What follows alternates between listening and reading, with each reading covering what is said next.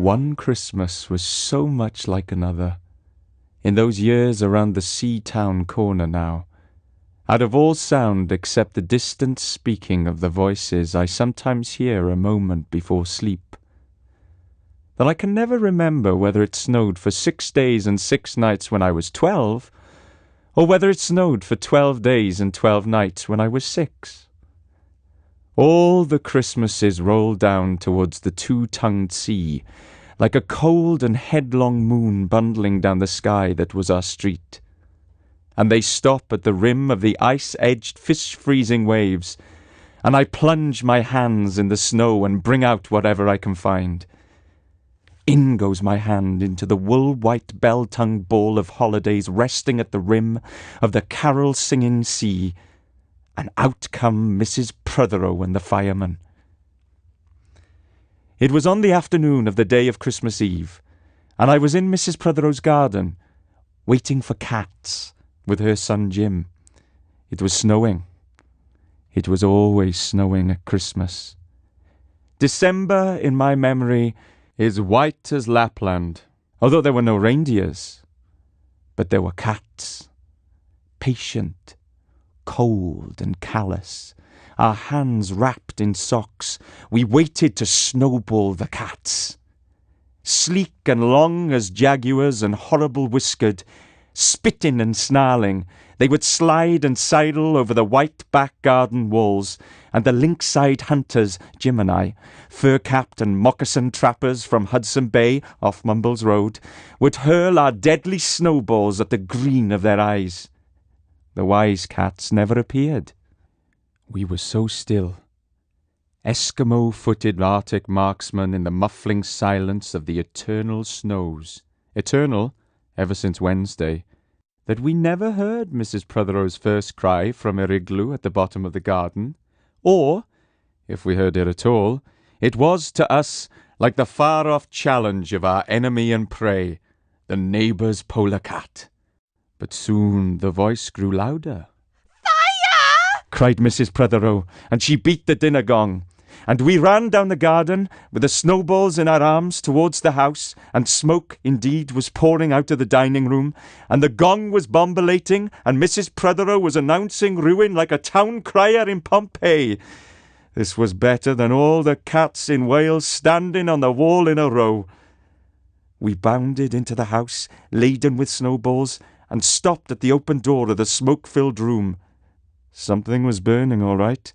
Perhaps it was Mr. Prothero, who always slept there after midday dinner with a newspaper over his face. But he was standing in the middle of the room saying, "A fine Christmas!"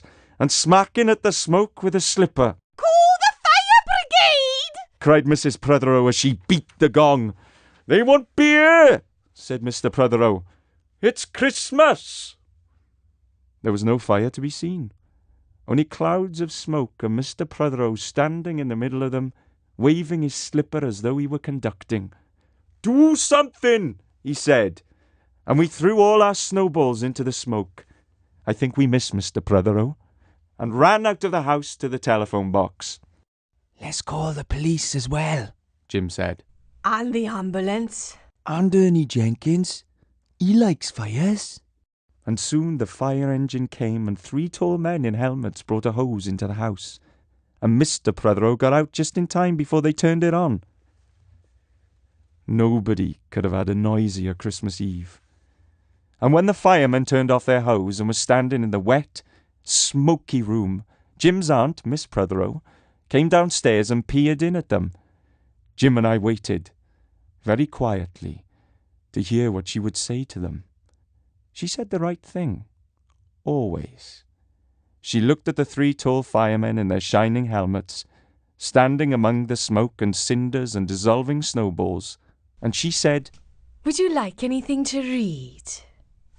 Years and years ago, when I was a boy, when there were wolves in Wales, and birds the colour of red flannel petticoats whisked past the harp-shaped hills, when we sang and wallowed all night and day in caves that smelt like Sunday afternoons, in damp front farmhouse parlours, and we chased, with the jawbones of deacons, the English and the bears, Before the motor car, before the wheel, before the duchess-faced horse, when we rode the daft and happy hills bareback, it snowed and it snowed.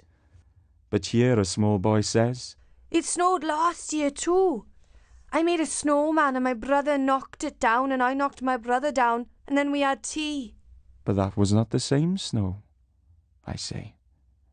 Our snow was not only shaken from whitewash buckets down the sky.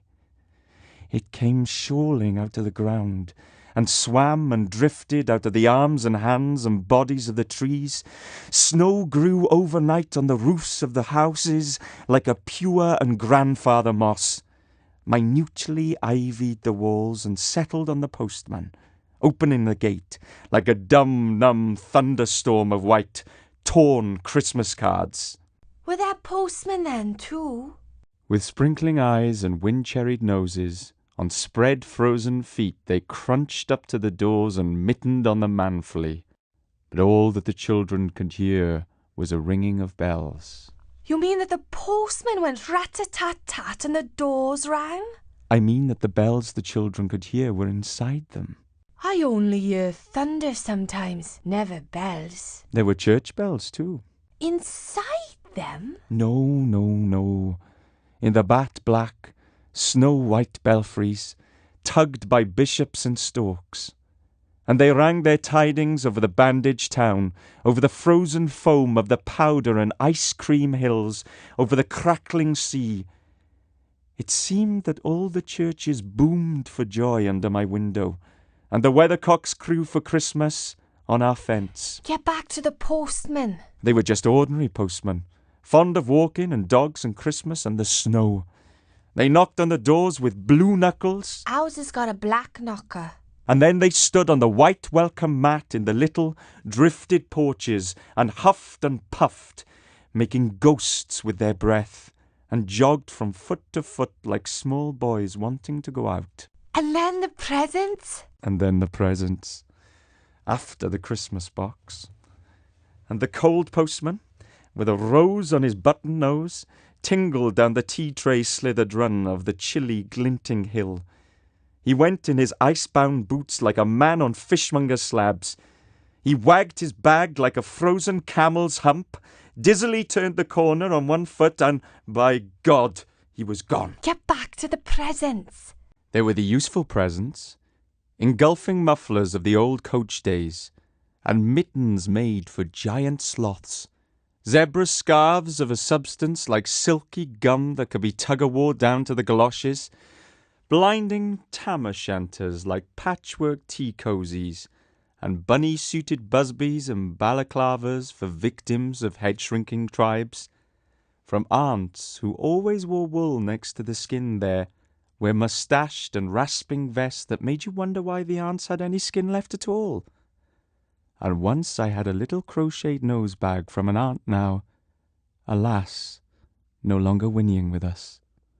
And pictureless books in which small boys, though warned with quotations not to, would skate on Farmer Giles's pond, and did, and drowned, and books that told me everything about the wasp, except why.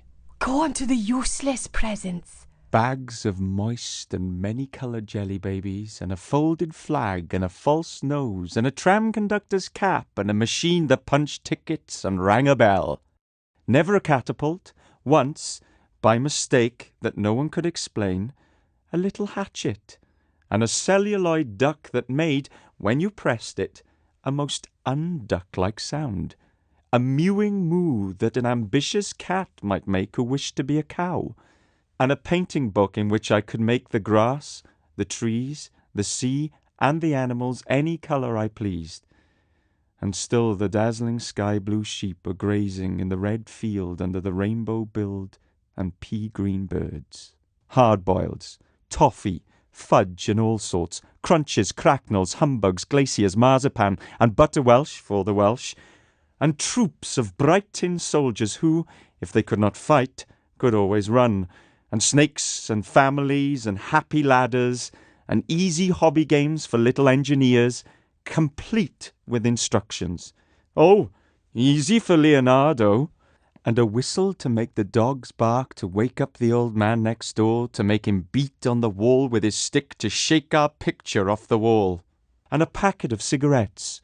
You put one in your mouth, and you stood at the corner of the street, and you waited for hours, in vain, for an old lady to scold you for smoking a cigarette. And then, with a smirk, you ate it. And then it was breakfast under the balloons. Were there uncles like in our house? There are always uncles at Christmas. The same uncles. And on Christmas mornings, with dog-disturbing whistle and sugar fags, I would scour the swatched town for the news of the little world, and find always a dead bird by the post office, or the white deserted swings, perhaps a robin, all but one of his fires out. Men and women wading or scooping back from chapel, with taproom noses and wind-bust cheeks, all albinos, huddle their stiff black jarring feathers against the irreligious snow. Mistletoe hung from the gas brackets in all the front parlours. There was sherry and walnuts and bottled beer and crackers by the dessert spoons, and cats in their furabouts watched the fires, and the high-heaped fire spat, all ready for the chestnuts and the mulling pokers. Some few large men sat in the front parlours, without their collars, uncles almost certainly, trying their new cigars, holding them out judiciously at arm's length, returning them to their mouths, coughing, then holding them out again as though waiting for the explosion, and some few small aunts, not wanted in the kitchen, nor anywhere else for that matter, sat on the very edges of their chairs, poised and brittle, afraid to break, like faded cups and saucers. Not many those mornings trod the piling streets.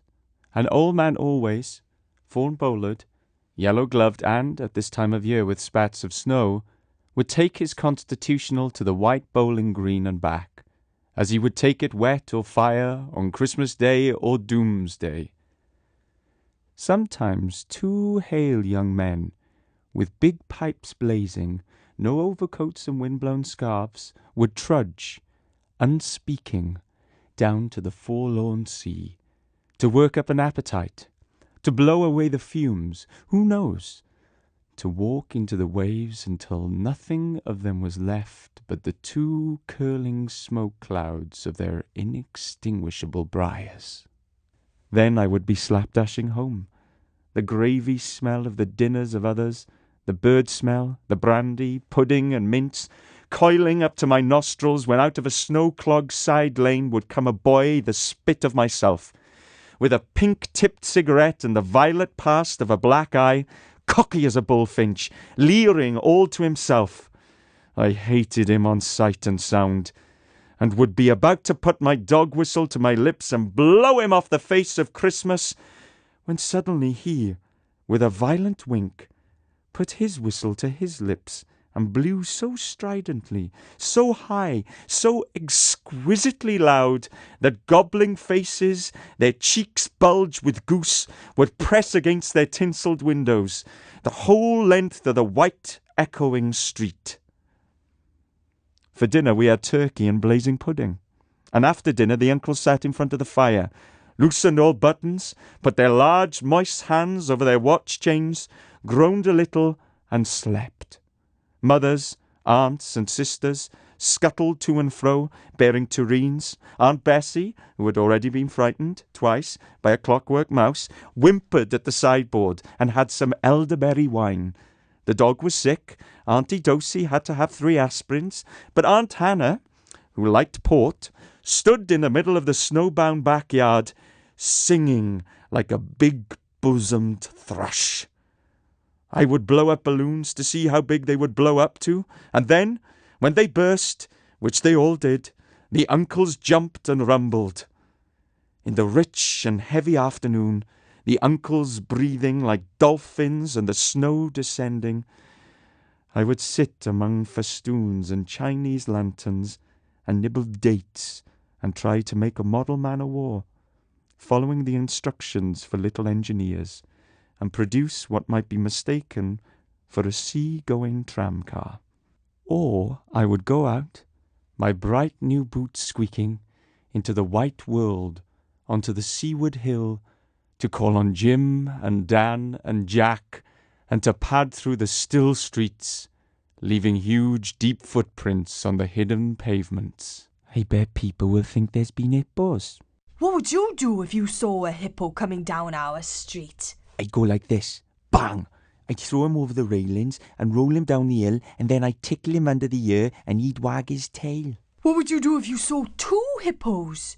Iron-flanked and bellowing he-hippos clanked and battered through the scudding snow towards us as we passed Mr. Daniel's house. Let's post Mr. Daniel a snowball through his letterbox. Let's write things in the snow. Let's write, Mr. Daniel looks like a spaniel all over his lawn. Or we walked on the white shore. Can the fishes see it snowing? The silent, one-clouded heavens drifted onto the sea. Now we were snow-blind travellers lost on the North Hills, and vast dewlap dogs, with flasks round their necks, ambled and shambled up to us, baying, "Excelsior!" We returned home through the poor streets, where only a few children fumbled with bare red fingers in the wheel-rutted snow, and Cat called after us, their voices fading away, as we trudged uphill, into the cries of the dock birds and the hooting of ships out in the whirling bay. And then, at tea, the recovered uncles would be jolly, and the ice cake loomed in the centre of the table like a marble grave. Aunt Hannah laced her tea with rum, because it was only once a year. Bring out the tall tales now that we told by the fire as the gaslight bubbled like a diver. Ghosts wooed like owls in the long nights when I dared not look over my shoulder. Animals lurked in the cubbyhole under the stairs where the gas meter ticked. And I remember that we went singing carols once, when there wasn't the shaving of a moon to light the flying streets. At the end of a long road was a drive that led to a large house, and we stumbled up the darkness of the drive that night, each one of us afraid, each one of us holding a stone in his hand in case, and all of us too brave to say a word. The wind through the trees made noises as of old and unpleasant and maybe web-footed men wheezing in caves. We reached the black bulk of the house. What should we give him? Hark the herald? No. Jack said. Good King Wenceslas. I'll count 3. 1, 2, 3. And we began to sing, our voices high and seemingly distant in the snow-felted darkness round the house that was occupied by nobody we knew. We stood close together near the dark door. Good King Wenceslas looked out on the feast of Stephen. And then a small, dry voice, like the voice of someone who has not spoken for a long time, joined our singing. A small, dry, eggshell voice from the other side of the door, a small, dry voice through the keyhole. And when we stopped running, we were outside our house. The front room was lovely. Balloons floated under the hot water bottle gulping gas. Everything was good again and shone over the town. Perhaps it was a ghost, Jim said. Perhaps it was trolls, Dan said, who was always reading. Let's go in and see if there's any jelly left, Jack said. And we did that. Always on Christmas night there was music. An uncle played the fiddle, a cousin sang Cherry Ripe, and another uncle sang Drake's Drum. It was very warm in the little house. Auntie Hannah, who had gone on to the parsnip wine, sang a song about bleeding hearts and death, and then another in which she said her heart was like a bird's nest. And then everybody laughed again. And then I went to bed. Looking through my bedroom window, out into the moonlight and the unending smoke-coloured snow, I could see the lights in the windows of all the other houses on our hill, and hear the music rising from him up the long, steadily falling night. I turned the gas down. I got into bed. I said some words to the close and holy darkness, and then I slept.